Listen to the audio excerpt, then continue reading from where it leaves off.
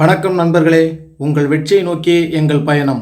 நாம் தொடர்ந்து பார்த்துட்டு இருக்கிற 122 லெசனில் இன்றைக்கி நம்ம பார்க்க போகிறது 15வது லெசன். 15வது லெசனாக என்ன பார்க்க போகிறோன்னா, 8ஆம் வகுப்பு பாலிட்டியில் உள்ள நீதித்துறை அதில் உள்ள கொஷின் ஆன்சர் தான் பார்க்க போகிறோம். 42 கொஸ்டின் இருக்குது. இதோட நமக்கு 8ஆம் வகுப்பு பாலிட்டி முடியுது. நமக்கு 13வது லெசன் பேலன்ஸ் இருக்கிறதால அதையும் நம்ம முடிச்சுட்டு இதுவரைக்கும் நாம் படித்த 15 பாடங்களையும் சேர்த்து ஒரு ரிவிஷன் டெஸ்ட் இருக்கும். அந்த டெஸ்ட்டை நீங்கள் அட்டன் பண்ணும்போது தெரியும் நீங்கள் எவ்வளோ ஸ்ட்ராங்காக படிச்சிருக்கீங்க அப்படின்னு. நாம் தொடர்ந்து படித்தா மட்டும் பத்தாது, அடிக்கடி ரிவைஸ் பண்ணணும். அப்போ தான் நாம் படிக்கிறது நீண்ட நாட்களுக்கு நம்மளுக்கு ஞாபகம் இருக்கும். வாங்க ஃபர்ஸ்ட் கொஸ்டின் பாருங்கள். இப்போ தான் நம்ம சேனலுக்கு புதுசாக வரீங்கன்னா நம்ம சேனலை சப்ஸ்கிரைப் பண்ணிவிட்டு கீழே டெலகிராம் லிங்க் இருக்கும், அதில் ஜாயின் பண்ணிக்கோங்க.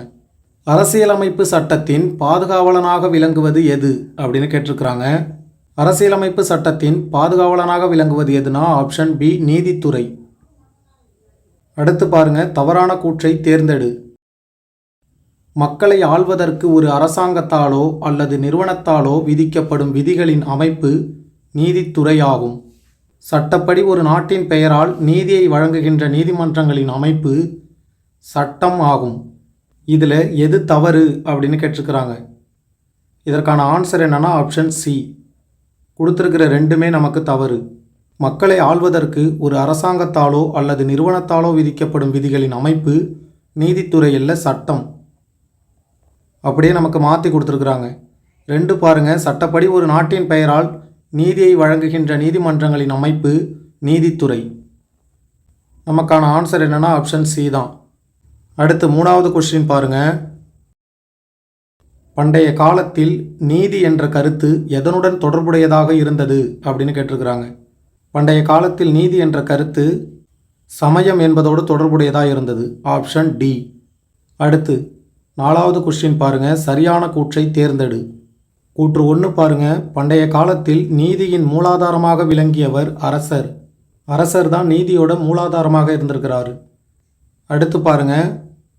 பண்டைய இந்தியாவில் ஸ்மிருதிகள் தனி மனிதனின் சமூக கடமைகளை வரையறுத்தன. அவை மனுஸ்மிருதி, நாரத ஸ்மிருதி, யக்ஞவல்கிய ஸ்மிருதி போன்றவையாகும். அடுத்து பாருங்க, கணங்களின் குடியரசுகளில் இருந்த நீதிமன்றத்தின் பெயர் குலிகா. குற்ற வழக்குகளை விசாரிக்க 8 குலிகாக்களை கொண்ட வாரியம் இருந்தது அப்படின்னு கொடுத்துருக்குறாங்க. இதில் சரியான கூற்று எதுனா 3 கூற்றுமே நமக்கு சரிதான். நமக்கான ஆன்சர் என்னன்னா ஆப்ஷன் டி, 1, 2, 3 சரி. அடுத்து 5வது கொஸ்டின் பாருங்கள். யாருடைய ஆட்சி காலத்தில் உரிமையியல் நடைமுறை சட்டங்கள் தொகுக்கப்பட்டன அப்படின்னு கேட்டிருக்கிறாங்க. யாருடைய ஆட்சி காலத்தில்னா ஆப்ஷன் சி, துக்ளக் ஆட்சி காலத்தில் தான். அடுத்து 6வது கொஸ்டின் பாருங்கள். துக்ளக் ஆட்சி காலத்தில் தொகுக்கப்பட்ட உரிமையியல் நடைமுறை சட்டங்கள் எவ்வாறு அழைக்கப்பட்டன அப்படின்னு கேட்டிருக்கிறாங்க. துக்ளக் ஆட்சி காலத்தில் உரிமையியல் சட்டங்கள் எப்படி அழைக்கப்பட்டிருக்குன்னா ஆப்ஷன் ஏ, ஃபைகாயி பெரோசாகி. இப்படி தான் அழைக்கப்பட்டிருக்கும். இதை முதல்ல அரபு மொழியில் எழுதி அடுத்தது பாரசீக மொழியில் மொழிபெயர்க்கப்பட்டிருக்கும்.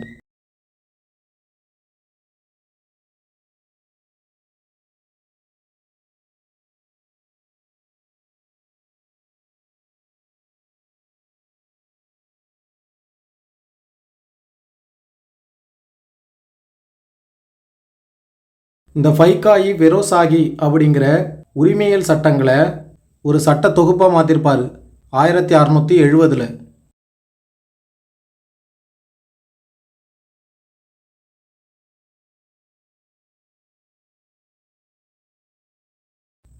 அப்படி ஒரு சட்ட தொகுப்பாக மாற்றி அதுக்கு அவுரங்கசீப் வச்ச பெயர் தான் பட்வாயி ஆலம்கீர். அடுத்து 7வது கொஸ்டின் பாருங்கள். உச்சநீதிமன்றம் அமைப்பதற்கான வழிவகை செய்த சட்டம் எது அப்படின்னு கேட்டிருக்கிறாங்க. உச்சநீதிமன்றம் அமைக்க வழிவகை செய்த சட்டம் எதுனா ஆப்ஷன் ஏ, ஒழுங்குமுறை சட்டம் 1773. அடுத்து 8வது கொஸ்டின் பாருங்கள். உச்சநீதிமன்றம் இந்தியாவில் முதலாக எங்கே நிறுவப்பட்டது அப்படின்னு கேட்டிருக்கிறாங்க. உச்சநீதிமன்றம் முதலாக இந்தியாவில் எங்கே நிறுவப்பட்டிருக்குன்னா ஆப்ஷன் சி, கல்கத்தாவில் தான். கல்கத்தாவில் உள்ள வில்லியம் கோட்டையில்.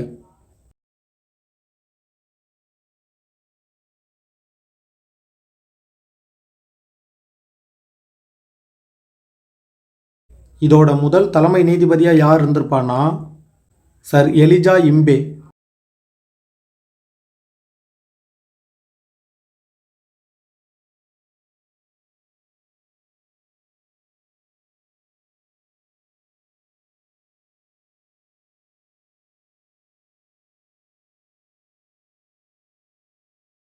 அவர் தான் முதல் தலைமை நீதிபதியாக இருந்திருப்பார்.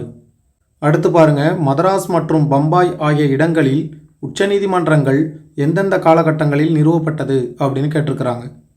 மதராஸ் மற்றும் பம்பாயில் எந்த காலகட்டங்களில் நிறுவப்பட்டிருக்குன்னா உச்சநீதிமன்றங்கள்? ஆப்ஷன் பி 1801 1824 வரையிலும். அடுத்து 10வது கொஸ்டின் பாருங்கள். சிவில் வழக்குகளை தீர்ப்பதற்காக ஊரக குடிமையியல் நீதிமன்றத்தையும் குற்றவியல் வழக்குகளை தீர்ப்பதற்காக ஊரக குற்றவியல் நீதிமன்றத்தையும் ஏற்படுத்தியவர் யார் அப்படின்னு கேட்டிருக்கிறாங்க. ஊரக குடிமையியல் நீதிமன்றத்தையும் ஊரக குற்றவியல் நீதிமன்றத்தையும் ஏற்படுத்தியவர் யார்னா ஆப்ஷன் பி வாரன் ஹேஸ்டிங். அடுத்து 11வது கொஸ்டின் பாருங்கள். பொருந்தியதை தேர்வு செய். ஒன்று பாருங்கள், குடிமையியல் மேல்முறையீட்டு நீதிமன்றம் சர் நிசாமத் அதாலத் அப்படின்னு கொடுத்துருக்குறாங்க. அடுத்து பாருங்கள், குற்றவியல் மேல்முறையீட்டு நீதிமன்றம் சர் திவானி அதாலத் அப்படின்னு கொடுத்துருக்குறாங்க. இதில் பொருந்தியது எதுனா ஆப்ஷன் டி ரெண்டுமே இல்லை, ரெண்டுமே தவறாக தான் பொருந்திருக்கு. குடிமையியல் மேல்முறையீட்டு நீதிமன்றம் அப்படிங்கிறது சதர் திவானி அதாலத். அதே மாதிரி குற்றவியல் மேல்முறையீட்டு நீதிமன்றம் அப்படிங்கிறது சதர் நிசாமத் அதாலத். அப்படியே மாற்றி கொடுத்துருக்குறாங்க. நமக்கான ஆன்சர் என்னென்னா ஆப்ஷன் டி. அடுத்து 12வது கொஸ்டின் பாருங்கள். உரிமையியல் மற்றும் குற்றவியல் நீதிமுறையை மறுசீரமைத்தவர் யார் அப்படின்னு கேட்டிருக்கிறாங்க. அது ரெண்டுத்தையும் மறுசீரமைத்தவர் யார்னா ஆப்ஷன் சி காரன் வாலிஸ் அவர்கள் தான் குற்றவியல் நீதிமுறையை மறுசீரமைத்தவர். அடுத்து 13வது கொஸ்டின் பாருங்கள். யாருடைய ஆட்சி காலத்தில் மாவட்ட குற்றவியல் நீதிமன்றங்கள் நீக்கப்பட்டு கல்கத்தா, டாக்கா, முர்ஷிதாபாத் மற்றும் பாட்னா ஆகிய இடங்களில் மாகாண மேல்முறையீட்டு நீதிமன்றங்கள் அமைக்கப்பட்டன அப்படின்னு கேட்டிருக்கிறாங்க. யார் காலத்தில் மாவட்ட குற்றவியல் நீதிமன்றங்கள் நீக்கப்பட்டு இந்த 4 இடத்துலையும் மேல்முறையீட்டு நீதிமன்றங்கள் அமைக்கப்பட்டிருக்குன்னா ஆப்ஷன் ஏ காரன் வாலிஸ் காலத்தில் தான். அதே மாதிரி அதுக்கப்புறம் வர வில்லியம் பெண்டிங் என்ன பண்ணுவார், இந்த 4 இடத்துலையும் அமைக்கப்பட்ட மேல்முறையீட்டு நீதிமன்றங்களை நீக்கம் செஞ்சிருப்பார்.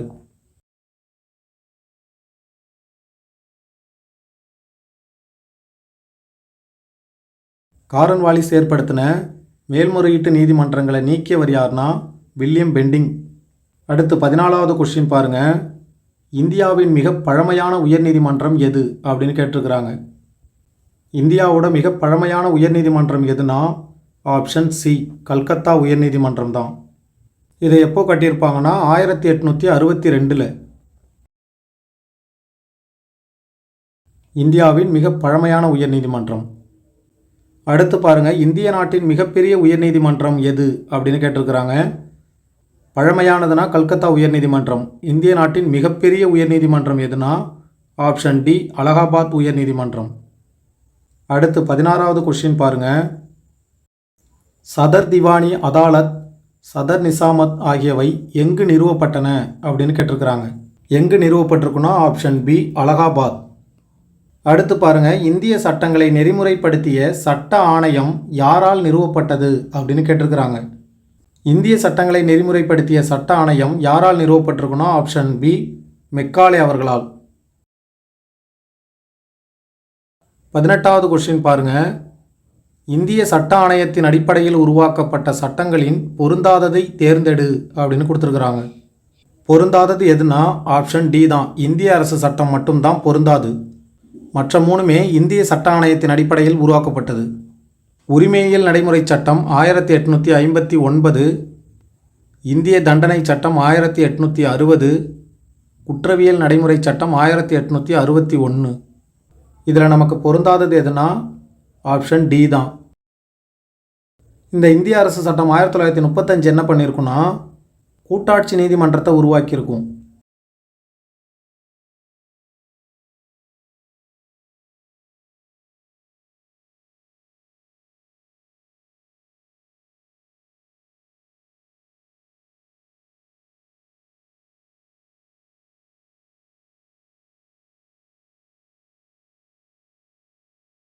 கூட்டாட்சி நீதிமன்றத்தை உருவாக்கிய சட்டம் எதுனா இந்திய அரசு சட்டம் தான். அடுத்து 19 பாருங்க. எந்த ஆண்டு பிரிவி கவுன்சில் நீதி வரையறை ஒழிப்பு சட்டத்தின் மூலம் பிரிவி கவுன்சில் நீதி வரையறை நீக்கப்பட்டது அப்படின்னு கேட்டிருக்கிறாங்க. இதற்கான ஆன்சர் என்னன்னா ஆப்ஷன் ஏ 1949 தான் நீக்கப்பட்டிருக்கும். அடுத்து இந்திய உச்சநீதிமன்றம் எப்போது தொடங்கப்பட்டது அப்படின்னு கேட்டிருக்கிறாங்க. இந்திய உச்சநீதிமன்றம் எப்போது தொடங்கப்பட்டிருக்குன்னா ஆப்ஷன் சி 1950 ஜனவரி 28. இந்த மாதிரியான கொஷின்லாம் டேட் நல்லா பார்த்து வச்சுக்கோங்க. அடுத்து 21வது கொஷின் பாருங்கள். எந்த அரசியலமைப்பு சட்டப்பிரிவின்படி உச்சநீதிமன்ற விதிகள் ஒழுங்குபடுத்தப்பட்டன அப்படின்னு கேட்டிருக்கிறாங்க. எந்த சட்டப்பிரிவின்படி உச்சநீதிமன்ற விதிகள் ஒழுங்குபடுத்தப்பட்டிருக்குன்னா ஆப்ஷன் டி சட்டப்பிரிவு 145. எந்த ஆண்டுனா 1966. அடுத்து 22வது கொஸ்டின் பாருங்கள். உச்சநீதிமன்றத்தின் அமைப்பு மற்றும் அதிகார வரம்பினை வகுத்து கூறும் சட்டப்பிரிவுகள் எவை அப்படின்னு கேட்டிருக்கிறாங்க. நல்லா பார்த்துக்கோங்க. உச்சநீதிமன்றத்தின் அமைப்பு மற்றும் அதிகார வரம்பினை வகுத்து கூறும் சட்டப்பிரிவுகள் எதுனா ஆப்ஷன் ஏ சட்டப்பிரிவு 124 முதல் 147 வரை. அடுத்து 23 பாருங்க. ஒரு சுதந்திரமான நீதித்துறை என்ற கருத்தை முன்மொழிந்த முதல் அரசியல் தத்துவ ஞானி யார் அப்படின்னு கேட்டிருக்கிறாங்க. யார்னா ஆப்ஷன் பி மாண்டஸ்கியூ அவர்கள் தான். இவர் எந்த நாட்டோட புகழ்பெற்ற தத்துவ ஞானினா பிரெஞ்சு நாட்டோட புகழ்பெற்ற தத்துவ ஞானி.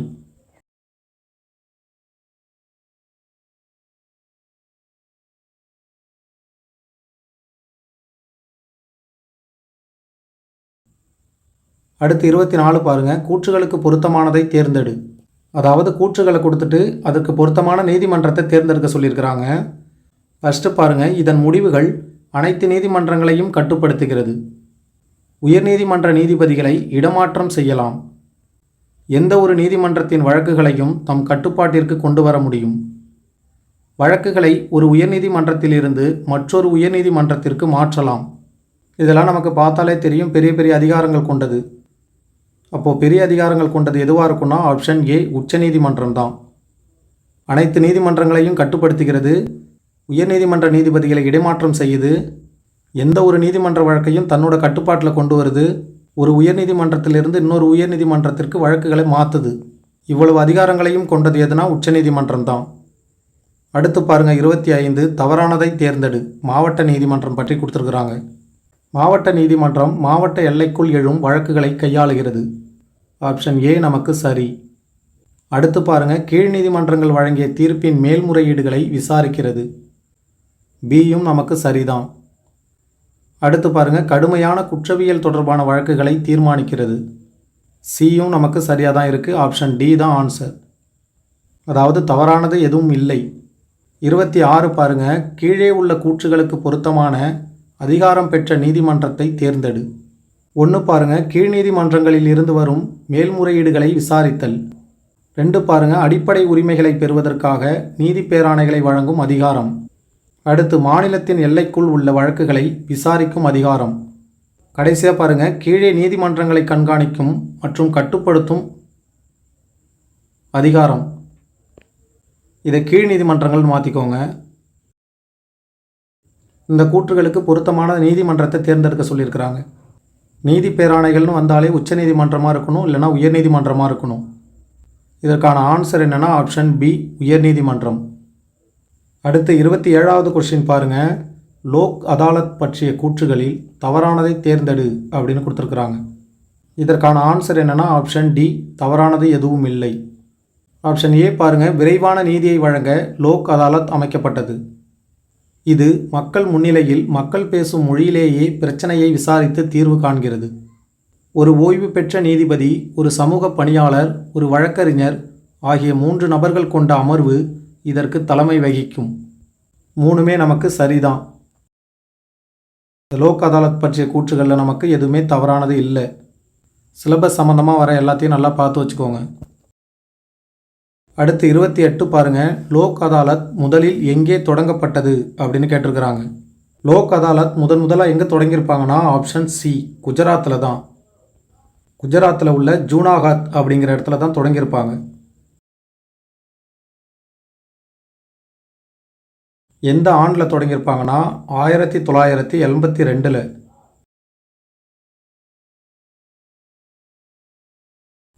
அடுத்து 29வது கொஸ்டின் பாருங்க.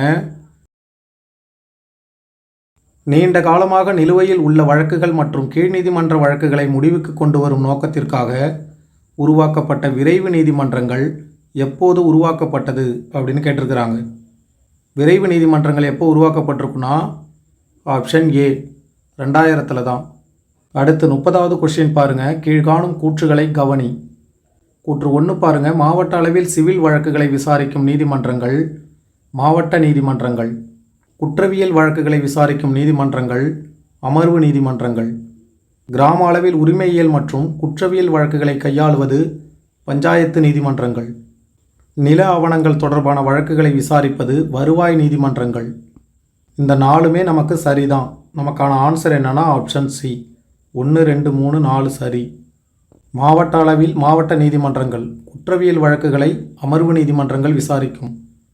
கிராம அளவில் பஞ்சாயத்து நீதிமன்றங்கள். நில ஆவணங்கள் தொடர்பான வழக்குகளை விசாரிப்பது வருவாய் நீதிமன்றங்கள்.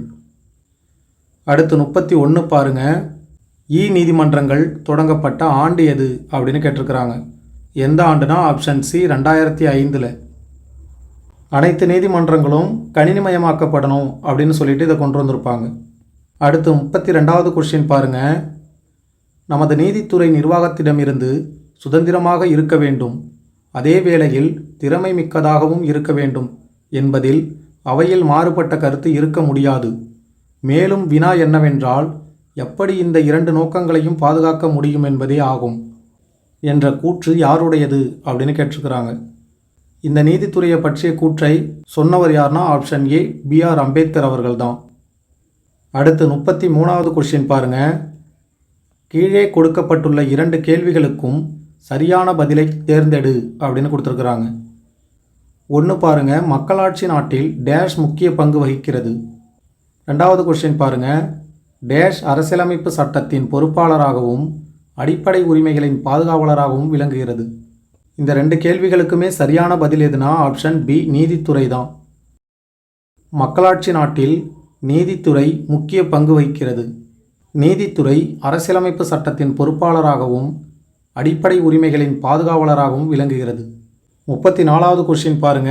நீதி பேராணையின் அதிகார வரம்பிற்கான சரியான சட்டப்பிரிவை தேர்ந்தெடு. ஆப்ஷன் ஏ பாருங்க. சட்டப்பிரிவு 32 உச்சநீதிமன்றம். சட்டப்பிரிவு 226 உயர்நீதிமன்றம். இது 2மே நமக்கு சரியாக தான் இருக்குது. ஆப்ஷன் சி ஏ மற்றும் பி. உச்சநீதிமன்றத்துக்கு நீதி பேராணை அதிகாரத்தை தர சட்டப்பிரிவு எதுனா சட்டப்பிரிவு 32. அதே மாதிரி உயர்நீதிமன்றத்திற்கு சட்டப்பிரிவு 226. 35 பாருங்க. பொதுநல வழக்கு என்ற முறையை அறிமுகப்படுத்தியது எது அப்படின்னு கேட்டிருக்கிறாங்க. பொதுநல வழக்கு முறையை அறிமுகப்படுத்தியது எதுனா ஆப்ஷன் ஏ உச்சநீதிமன்றம். அடுத்து 36 பாருங்க. பொறுத்துக.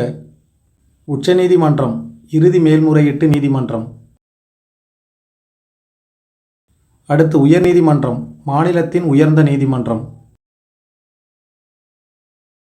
லோக் அதாலத் விரைவான நீதி. சர் எலிஜா இம்பே முதல் தலைமை நீதிபதி. ஸ்மிருதி சமூக கடமைகள். அப்போது நமக்கான சரியான ஆன்சர் எதுனா ஆப்ஷன் ஏ 3 4 2 5 1. அடுத்து 37 பாருங்க. கீழ்கண்ட எந்த அதிகார வரம்பின் மூலம் இரு மாநிலங்களுக்கிடையேயான பிரச்சனைகளை உச்சநீதிமன்றம் தீர்க்க வழிவகை செய்கிறது? 2 மாநிலங்களுக்கிடையேயான பிரச்சனையை உச்சநீதிமன்றம் தீர்க்க முதன்மை அதிகார வரம்பை பயன்படுத்துது. Option A. அடுத்து 38 பாருங்க. டேஷ்க்கு இடையே பிரச்சனைகளுக்கு தீர்வு காண்பதற்கான ஒரு செயல்முறையை நீதிமன்ற அமைப்பு வழங்குகிறது அப்படின்னு கொடுத்துருக்குறாங்க. எதற்கு இடையேயான பிரச்சனைக்கு தீர்வு காண்பதற்குனா ஆப்ஷன் டி மேற்கண்ட அனைத்தும். குடிமக்கள் மற்றும் அரசாங்கம் 2 மாநில அரசாங்கங்கள். அடுத்து 39 பாருங்க. பின்வரும் எந்த மாநிலம் அல்லது யூனியன் பிரதேசம் ஒரு பொதுவான உயர்நீதிமன்றத்தை கொண்டுள்ளது அப்படின்னு கேட்டிருக்கிறாங்க. எதுனா ஆப்ஷன் சி பஞ்சாப், ஹரியானா மற்றும் சண்டிகர். அடுத்து 40வது கொஸ்டின் பாருங்க. பொருந்தாததை தேர்ந்தெடு அப்படின்னு கொடுத்துருக்குறாங்க. ஏ பாருங்க. உரிமையியல் நடைமுறை சட்டம் 1859. இது சரி. இந்திய தண்டனை சட்டம் 1870ன்னு கொடுத்துருக்குறாங்க. இதுதான் தவறு. இந்திய தண்டனை சட்டம் 1860. அதற்கான சட்டப்பிரிவு என்னன்னா 304A.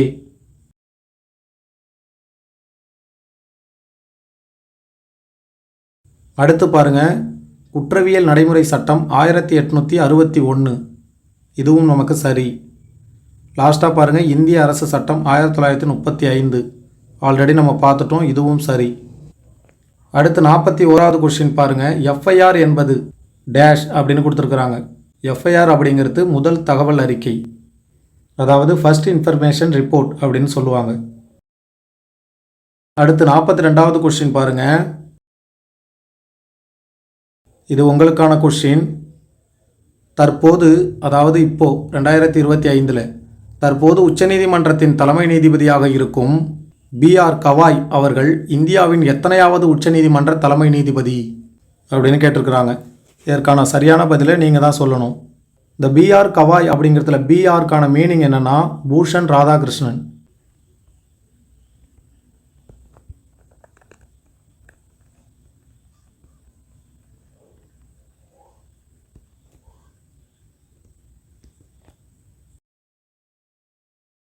அவ்வளோதான் நண்பர்களே.